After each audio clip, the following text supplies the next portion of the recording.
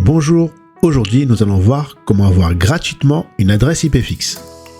Si chez vous votre adresse IP publique change tout le temps, et donc dynamique, vous pouvez contourner ce problème et vous permettre d'accéder à distance à tout moment à votre réseau en souscrivant à un service de DIN DNS, de Dynamic DNS. Le service de DIN DNS vous permettra de faire pointer votre domaine ou votre sous-domaine vers votre box internet pour que tous les appareils à l'intérieur du réseau soient accessibles même si votre adresse IP change. Car on passera par le nom de domaine et non plus par l'adresse IP. Le service DIN DNS se chargera en fait pratiquement en temps réel de mettre à jour la correspondance du nom de domaine que vous aurez choisi et de votre adresse IP qui changera tout le temps. Donc en fait, à partir de n'importe quel endroit et à n'importe quel moment, vous pourrez accéder à votre réseau interne de l'extérieur grâce au nom de domaine et non plus grâce à l'adresse IP. Dans ce tuto, nous allons voir le service NoIP qui est entièrement gratuit. Allez, c'est parti pour ce petit tuto.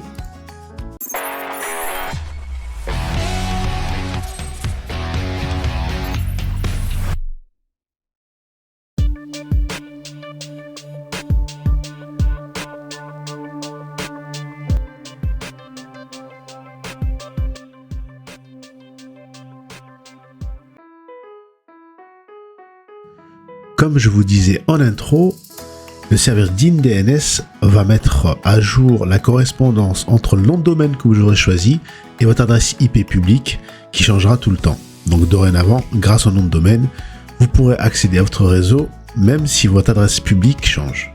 Et pour que cela soit affecté à tout votre réseau, on rentrera directement ce service DIN DNS dans la box et cela affectera tout le réseau. Posséder une adresse IP fixe est vraiment utile si vous possédez par exemple des caméras de surveillance qui nécessitent justement d'avoir une IP fixe pour y accéder de l'extérieur, ou si vous avez des serveurs comme des serveurs de fichiers, un serveur NAS. D'ailleurs, je vous invite à regarder mon dernier tuto sur OpenMediaVault. Si vous disposez d'un serveur web, d'un serveur RTP, etc., ça sera beaucoup plus facile d'y accéder de l'extérieur si votre adresse IP publique change. Donc dorénavant, au lieu de taper votre adresse IP, et le port pour accéder à un service de l'extérieur, il suffira tout simplement de taper le nom de domaine que vous aurez choisi, et le port. Cela reviendra au même. Fini les chiffres, maintenant ça sera un nom de domaine beaucoup plus sympa. Tout d'abord, comment savoir si on a déjà une IP fixe? Pour cela, il faut se rendre sur le site speedtest.net qui est connu pour les tests de connexion internet. Et vous allez voir qu'il vous indique également votre adresse IP, ici en dessous de orange. Je vous donne un autre site, whatsmyip.com, qui également vous donne votre adresse IPv4 publique. Vous trouverez ces deux liens en description. Maintenant, je vais redémarrer ma box, ça va durer environ 4 à 5 minutes, et je vais retourner sur le site speedtest.net et je me rends compte que mon adresse IP a effectivement changé. Voilà, en dessous de orange, mon adresse IPv4 a changé. Et si je me rends sur le second site, whatsmyip.com, également je verrai que j'ai la même adresse IP que Speedtest. Donc j'en conclus que je dispose d'une adresse IP dynamique à la maison. Donc voilà comment savoir si vous avez une adresse IP fixe ou dynamique, tout simplement en allant sur ce site et en redémarrant votre box et en retournant sur le site pour voir si l'IP a changé. On se rend donc sur le site noip.com qui a l'avantage, je vous ai dit, d'être un service DIN DNS entièrement gratuit. On nous explique sur le site les avantages de posséder une adresse IP fixe, ou plutôt un domaine, mais ils nous disent que c'est plus facile de retenir un nom de domaine que des chiffres. Et là on est bien d'accord. Donc on va aller souscrire à ce service gratuit. Donc là, on vous montre également qu'on peut accéder à une caméra, créer carrément un serveur Minecraft, ou accéder à l'ordinateur à distance. Voilà les avantages, on vous présente les avantages de posséder une adresse IP fixe.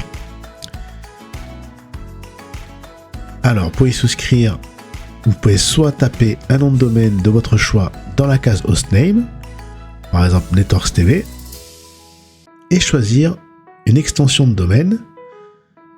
Vous prenez laquelle, celle qui vous plaît, et faire sign up. Donc vous avez le choix. Mais là, on va cliquer plutôt sur Make de switch et remplir un formulaire classique avec une adresse email valide qui sera importante pour valider notre compte, un mot de passe bien évidemment pour sécuriser notre accès au service NoIP, et la troisième case, on nous demande de choisir un nom de domaine de votre choix qui vous plaît et qui sera en fait le nom de domaine qui vous permettra d'accéder à distance à vos appareils, à vos caméras, etc. Donc c'est ça que l'on tapera dans le navigateur ou dans les applications au lieu de taper une série de chiffres. Donc là je choisis par exemple networkstv.ddns.net. Donc là on vous montre aussi l'offre payante et l'offre gratuite, mais nous ça nous suffit amplement, l'offre gratuite. On cause les cases des termes of service et on clique sur Free Sign Up. Voilà, le bouton blanc écrit en gris. Voilà, en à peine 30 secondes, on nous dit que le compte est créé. Mais maintenant, il faut valider l'email que l'on nous a envoyé. Donc je me rends sur mon compte Gmail et je clique sur le petit bouton vert Confirm Account, ce qui va permettre de valider mon compte NoIP. Une fois cliqué, Your account is now active. Voilà, allez, en moins d'une minute, juste en remplissant un formulaire et en activant un mail, on a un compte chez NoIP gratuit, ce qui nous permet d'avoir un nom de domaine gratuitement. En cliquant sur My Account, on arrive sur le dashboard et on va compléter la configuration de notre profil en nous obligeant à mettre un deuxième niveau de sécurité. Donc là, on va prendre par exemple une question ou un PIN. Je choisis un PIN, c'est-à-dire un code, ce qui nous permettra de sécuriser encore plus notre profil et en fait, il nous l'oblige à le faire. Donc là, je mets un code et je valide. Je retourne sur Dashboard. On va continuer à configurer le profil. Il nous faut maintenant remplir nos informations de profil, le nom, le prénom, l'adresse, etc. Donc là, je vais accélérer. Nom, prénom, adresse, etc. Pays, vous le remplissez. Et je fais enregistrer. Je retourne dans le dashboard. Et dernière étape, maintenant, on va donner et définir un username, un nom d'utilisateur, en cliquant sur Add Username en bleu, et vous mettez le nom que vous voulez, par exemple NetworkstV.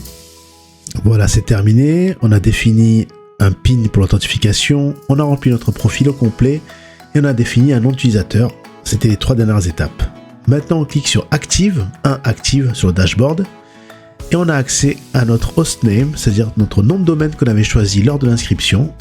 En l'occurrence, pour moi, c'était networkstv.ddns.net, et je vois qu'elle pointe bien vers mon adresse IP actuellement. Donc tout est en place. J'ai bien mon nom de domaine qui est souscrit, qui est fonctionnel. Dernière étape, on va rentrer maintenant ce service DNS dans la box. Ici, pour ma part, j'ai une Livebox, donc je tape l'adresse IP dans un navigateur, 192.168.1.1.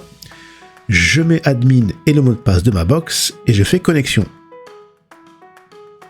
Après, je me rends tout en bas sur la roue, sur l'engrenage, et je choisis un réseau. Donc dans la plupart des box, c'est le même principe. Il faut que vous recherchiez une case ou un onglet qui s'appelle DNS ou Dynamic DNS. C'est le même principe pour les Livebox, les SFR Box, les Big Box, etc. Et là, on choisit le service auquel on a souscrit, en l'occurrence NoIP.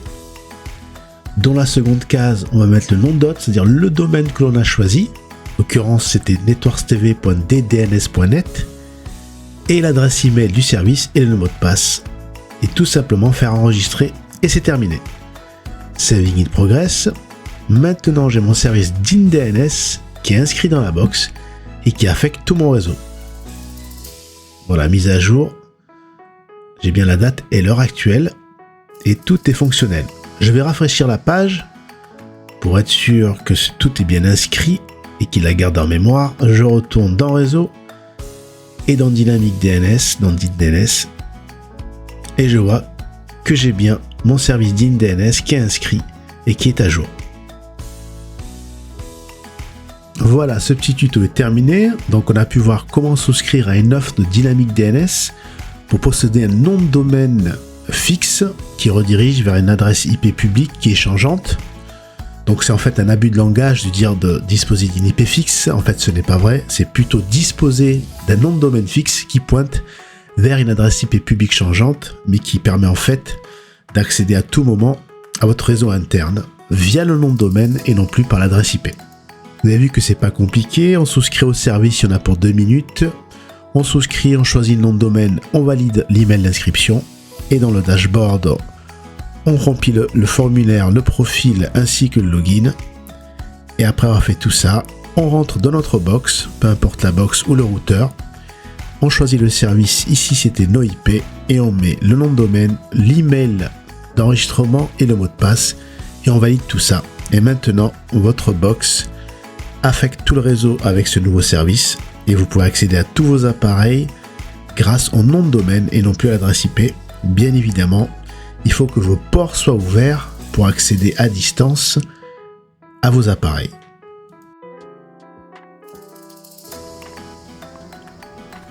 N'oubliez pas de laisser un pouce bleu si la vidéo vous a plu, de vous abonner si ce n'est pas encore fait et d'activer la cloche de notification pour ne rater aucune de mes vidéos. Merci et à bientôt pour une prochaine vidéo.